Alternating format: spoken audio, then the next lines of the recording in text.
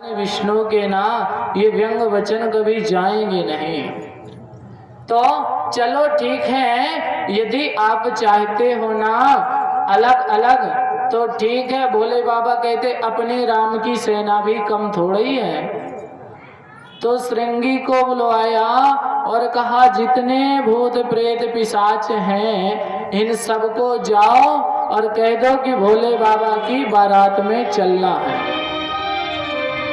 अब श्रृंगी नाम के भूत ने आवाज लगाई। महाराज जो गढ़ है भोले बाबा के श्रृंगी, इन्होंने आवाज लगाई तो जितने तीनों लोक में भूत थे सब आ गए, सबके सब।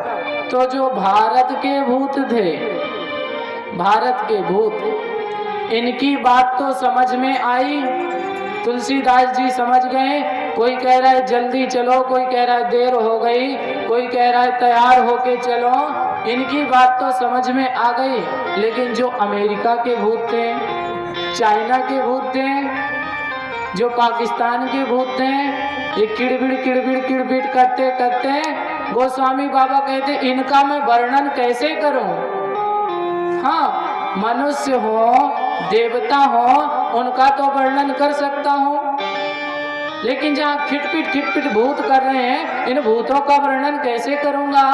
तो तुलसीदास जी कहते हैं देखो वन ही न वर्णत वनी बराता, इस बारात का वर्णन हो ही नहीं सकता।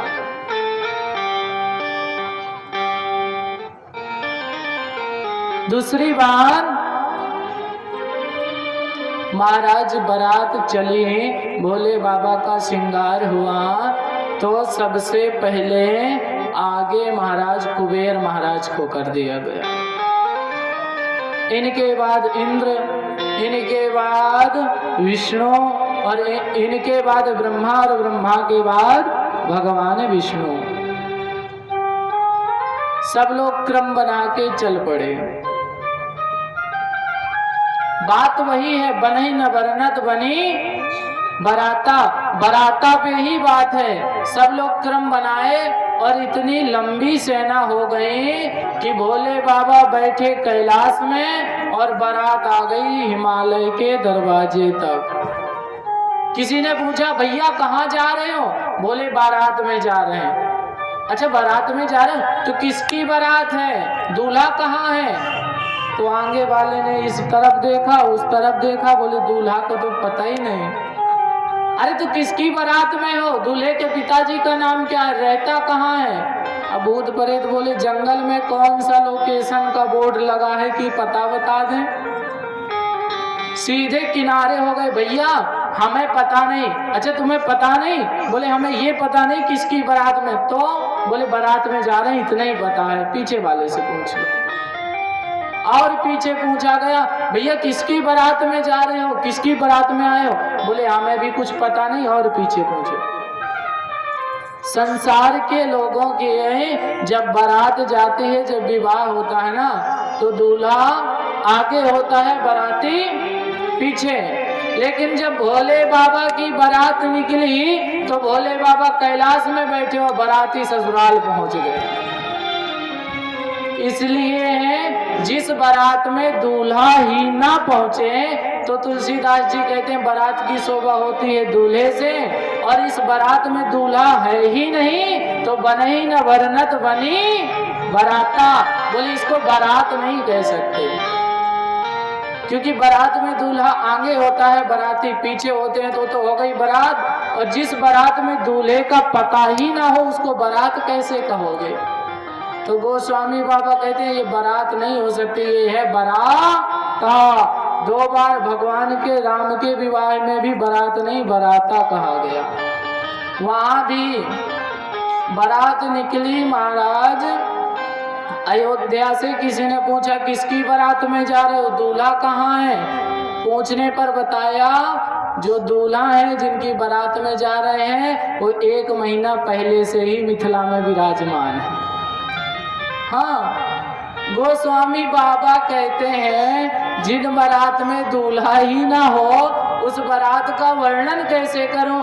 तो 2 बार बारात हुई, दोनों बार बाबा लिखते हैं बनही न वर्णत बनी बराता, बोले बारात नहीं, ये है बराता। भोले बाबा धीरे धीरे तैयार हुए और जब नंदी पर बैठे, यहाँ पर व्यवस्था थी, कहा महाराज भोले बाबा को 4 व्हीलर में ले चलें। हमने कहा 4 व्हीलर में तो भोले बाबा कभी बैठते ही नहीं, या तो नंदी पे बैठाओ या पैदल चलने दो। तो फिर ठिलिया में भोले बाबा को बैठाया गया। हाँ, वो भी बड़ा सुंदर, जिसने भी अपना दिमाग लगाया बड़ा सुंदर लगाया है। भोले बाबा की बारात या तो फिर बैलगाड़ी में निकलती है या नंदी के ऊपर, ऐसे ही विचित्र ढंग से निकालते हैं। तो महाराज भोले बाबा अब इधर धीरे धीरे नंदी पे बैठ करके, और नंदी पर कैसे बैठे, नंदी के तरफ पीठ कर लिया और नंदी की पूंछ पकड़ के भोले बाबा बैठ गए, पीछे तरफ मुंह करके।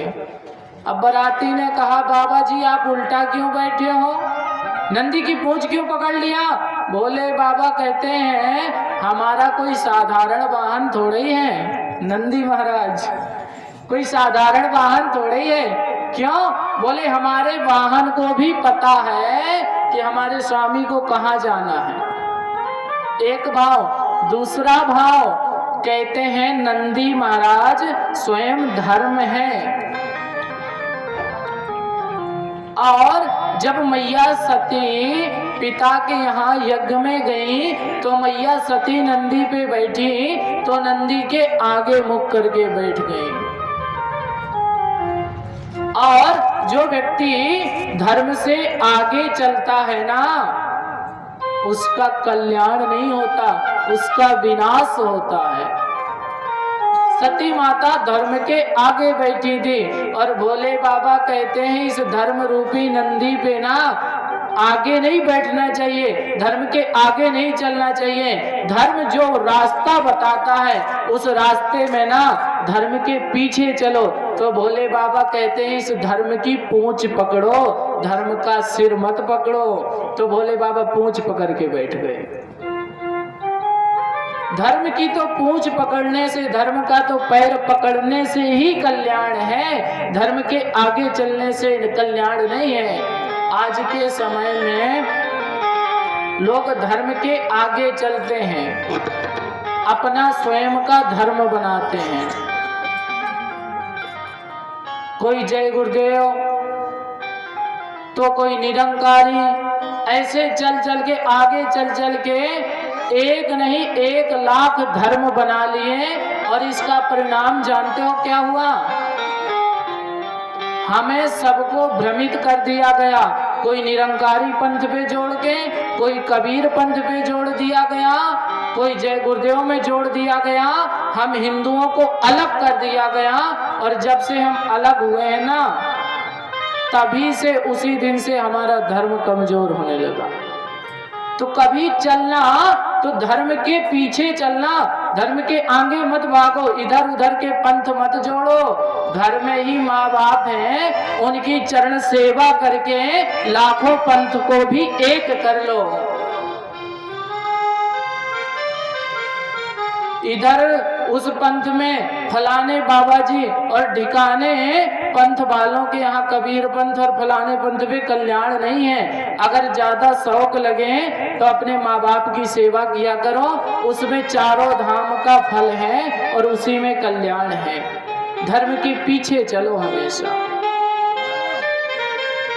हम एक बात ध्यान देना, हम सत्य सनातन धर्म की संतान हैं। कोई भी धर्म है ना, पूछ लो कबीर धर्म कब से चला? कबीर महाराज के समय से। इस्लाम धर्म कब से चला?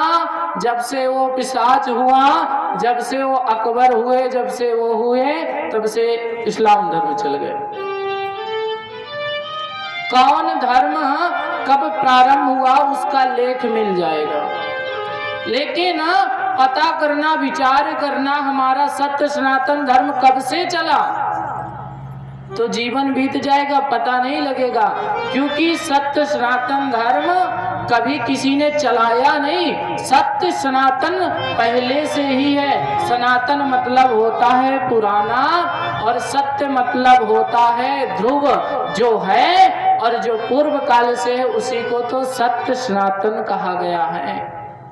और हम सब सत्य सनातन धर्म की संतान हैं, इसलिए हम सब हिंदू एक हैं। अनेक में मत बटना, अगर अनेक में बट गए ना, ये बार बार गिरेंगे ही क्या आज। कुर्सी हटा दी। बोलिए शंकर भगवान की जय हो।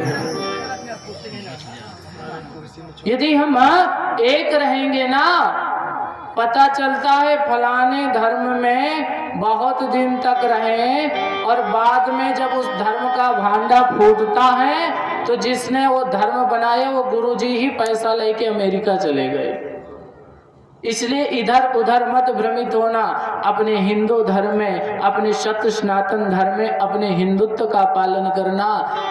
अगर कोई मार्ग ना मिले ना, कोई भी रास्ता ना मिले, बड़ी मुसीबत आ जाए, तो एकांत कमरे में जाना और कमरे में जाकर के बैठ जाना, और बैठ करके बस भोले बाबा का ध्यान लगाना। बाबा, हम इतनी बड़ी विपत्ति में पड़े हुए हैं, इतनी बड़ी परेशानी में पड़े हैं कि इसका कोई इलाज नहीं, कोई हल नहीं।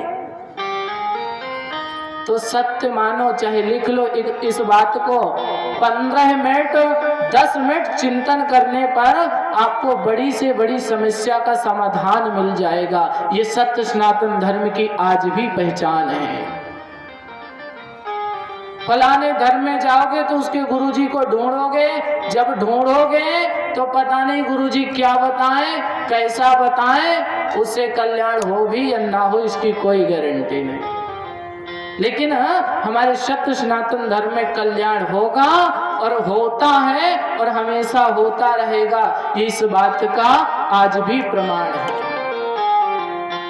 भोले बाबा कहते हैं, सुनो, हमेशा ना धर्म के पीछे चलो, धर्म की पूंछ पकड़ो, धर्म का पैर पकड़ो, धर्म के सींग मत पकड़ो। अच्छा, बैल के आगे जाओगे, सींग पकड़ोगे तो बैल के आपको नमस्कार करेगा।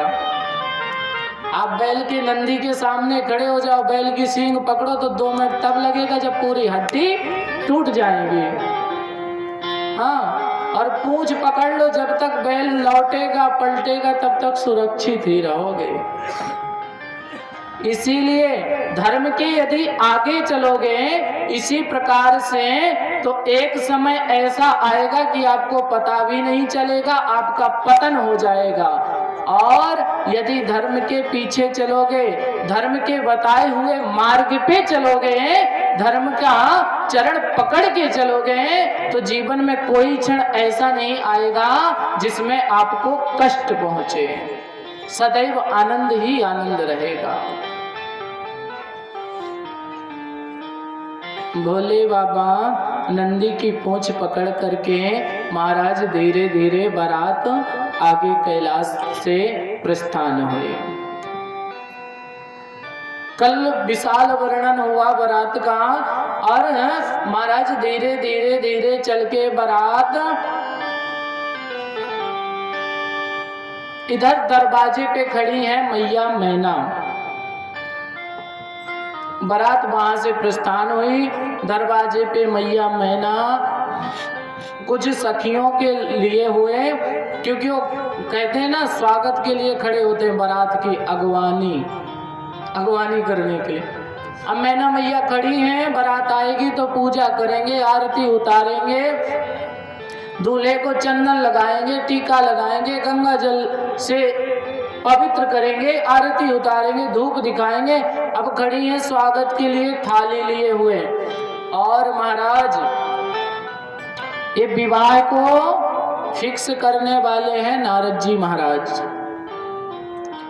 उनको क्या कहते हैं, जो इधर की बात उधर, लड़का पक्ष की बात लड़की के पास, लड़की की बात लड़के के पास पहुंचाते हैं, क्या कहते हैं? नारद नहीं, मीडिएटर, बिचवाई। हाँ, इस विवाह के बिचवई है नारद जी महाराज। और एक बात बता दें, अगर विवाह अच्छा हुआ तो बिचवई की खूब तालियां बजती हैं, खूब प्रशंसा होती। और अगर विवाह खराब हुआ तो बिचवई को ढूंढ के पीठ बजाई जाती है, ले हो तुम्ही ने कराया है। हाँ, अब नारद जी महाराज बिचवई बन के सबसे पहले पहुंचे, क्योंकि बारात शानदार है, खूब गाजा बाजा के साथ। जैसे यहाँ बारात आई वैसे ही वहां भी निकली। सबसे पहले मैना मैया के बगल में खड़े हुए, बोले देखो ऐसा विवाह है तय किया है कि तीनों लोक में किसी का होगा ही नहीं। अच्छा कैसा? बोले थोड़ी देर में खुद ही देख लो। और थोड़ी देर में महाराज चलते चलते सबसे पहले कुबेर जी महाराज आए।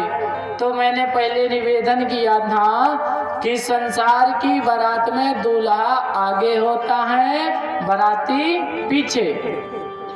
अब मैना मैया ने देखा धन के मालिक कुबेर इतने सुंदर दूल्हा, तो नारद जी महाराज को पकड़ा, वाह नारद जी महाराज हम तो धन्य हो गए, इतना सुंदर दूल्हा। आप लोग बैठ जाइए प्रणाम करके। बोले शंकर भगवान की हर हर। देखा महाराज, नारद जी से कहा इतना सुंदर दूल्हा, नारद हम तो धन्य हो गए। नारद जी कहते हैं रुको मैया, क्यों? बोले ये दूल्हा नहीं है। अच्छा ये दूल्हा नहीं है, कौन है? बोले ये है। अच्छा ये दूल्हा के मित्र हैं? नहीं नहीं वो भी नहीं है। तो कौन है? चाचा है, मामा है, रिश्तेदार? बोले वो भी नहीं है। तो कौन?